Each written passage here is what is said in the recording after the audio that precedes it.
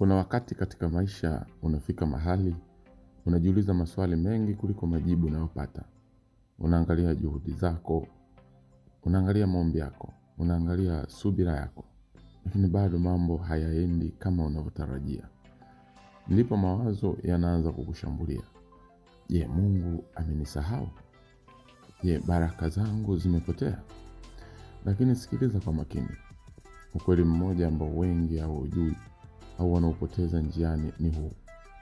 Baraka zako zinaweza kucheleweshwa, lakini haziwezi kufutwa. Kuchelewa si kukataliwa. Watu wengi wanakata tamaa si kwa sababu hawana baraka, bali kwa sababu hawana subira ya kusubiri muda wa baraka hizo kufika. Tunaishi katika dunia ya haraka. Kila kitu kinataka kutokea sasa hivi. Lakini Mungu hafanyi kazi kwa haraka ya dunia. Anafanya kazi kwa wakati mkamilifu. Kuna mambo ambayo yakija mapema sana yatakuumiza badala ya kukusaidia. Kuna milango ambayo ikifunguliwa kabla hujawa tayari itakuangamiza badala ya kukuinua. Ndiyo maana wakati mwingine Mungu anakunyima kwa muda, si kwa sababu hataki kukupa, bali kwa sababu anakuandaa. Fikiria hii. Mbegu inapopandwa ardhini haichipuki siku hiyo hiyo, inachukua muda. Kuna mchakato wa chini ya ardhi ambao hauonekani kwa macho, lakini hiyo haimaanishi kwamba hakuna kinachoendelea. Na maisha yako ni kama hiyo mbegu. Huenda watu wanakuona kama hufanyi maendeleo. Huenda hata wewe mwenyewe unaanza kujiuliza kama kuna mabadiliko yoyote. Lakini ndani yako Mungu anaendelea kufanya kazi. Anakujenga, anakubadilisha, anakupa nguvu ambazo zitakusaidia kubeba ile baraka ambayo bado haijafika. Tatizo ni kwamba watu wengi wanakata tamaa wakati wako karibu sana na mafanikio yao. Unajua, mara nyingi kilele cha giza huwa kabla mapambazuko.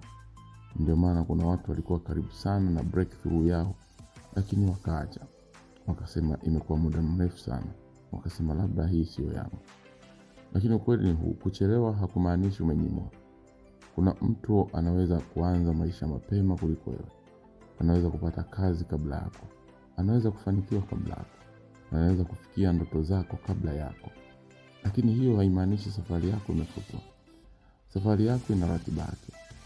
Mungu hakusahau jina lako. Hakusahau maombi yako. Hakusahau machozi yako. Kila kitu ulichopitia kina maana. Kila maumivu uliovumilia yana lengo. Wakati mwingine Mungu anakunyamazisha ili akujenge kwa ndani. Kwa sababu kweli ni kwamba baraka sio tu kupata kitu. Ni kuwa mtu anayeweza kukibeba hicho kitu. Kuna watu walipewa mafanikio mapema, lakini hawakuwa tayari kuyabeba. Mwisho wake wakayaangusha. Ndiyo maana kuchelewa kwako kunaweza kuwa ni ulinzi wako. Unaona kama maisha yamesimama, lakini kwa upande mwingine Mungu anakuepusha na makosa ambayo yangekurudisha nyuma zaidi. Kuna mlango ulifungwa, ukaumia. Kuna nafasi ulipoteza, ukahuzunika. Lakini hujui ni nini kilikuwa nyuma ya ule mlango. Hujui ni hatari gani uliokuwa nayo. Wakati mwingine kile unachokiita kuchelewa, Mungu anakiita rehema. Na hapa ndipo watu wengi wanapokosea. Wanapima maisha yao kwa ratiba za watu wengine. Unaangalia umri wako, unaangalia wenzako, unaona wengine wameshafika mbali, ndipo unajihisi umechelewa. Lakini ukweli ni kwamba huchelewi kama upo kwenye njia sahihi. Kila mtu ana wakati wake. Kuna wanaoanza mapema, kuna wanaochelewa kuonekana. Lakini mara nyingi wanaochelewa huja na nguvu kubwa zaidi, hekima zaidi na uthabiti zaidi. Kwa sababu walipita mchakato, na mchakato sio adui, ni maandalizi yako.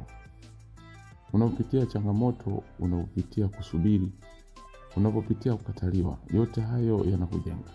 Yanakufanya uwe na uwezo wa kuthamini kile kitakachokuja. Fikiria mtu ambaye hajawahi kupitia njaa. Hawezi kuthamini chakula kama yule aliyewahi kukosa. Vivyo hivyo, mtu ambaye hajawahi kusubiri hawezi kuthamini baraka kama yule aliyesubiri kwa muda mrefu. Kwa hiyo kama uko katika kipindi cha kusubiri, usione kama umekwama. Angalia kama unajengwa. Jiulize, ninajifunza nini katika kipindi hiki? Kwa sababu kila hatua ina somo. Na kama utajifunza hilo somo, utakuwa tayari kwa hatua inayofuata. Lakini ukikataa kujifunza, unaweza kucheleweshwa hata zaidi kile ambacho tayari kilikuwa kinakuja. Subira sio kukata tu na kusubiri. Ni kuendelea kuamini hata wakati huoni matokeo. Ni kuendelea kusonga mbele hata kama kasi ni ndogo. Ni kuendelea kuwa na tumaini hata wakati kila kitu kinaonekana kimechelewa. Kumbuka hii, Mungu sio mwanadamu. Mwanadamu anaweza kusahau ahadi. Mwanadamu anaweza kubadilika. Mwanadamu anaweza kukatisha tamaa, lakini Mungu habadiliki. Alichokuahidi kitatimia. Sio kwa wakati wako, bali kwa wakati wake. Na wakati wake huwa sahihi kila wakati. Unaweza kuwa umechoka, unaweza kuwa umeumizwa, unaweza kuwa umejaribu mara nyingi bila mafanikio. Lakini usikubali hali ya sasa ikufanye usahau kile Mungu alichokuonyesha ndani ya moyo wako. Kuna ndoto bado iko hai ndani yako kwa sababu haijafa. Na kama haijafa, basi bado ina nafasi ya kutimia. Usizike ndoto yako kabla haijatimia. Usikate tamaa kabla hujafika mwisho. Na zaidi ya yote, usichanganye kuchelewa na kushindwa. Kwa sababu kushindwa ni pale unapokata tamaa.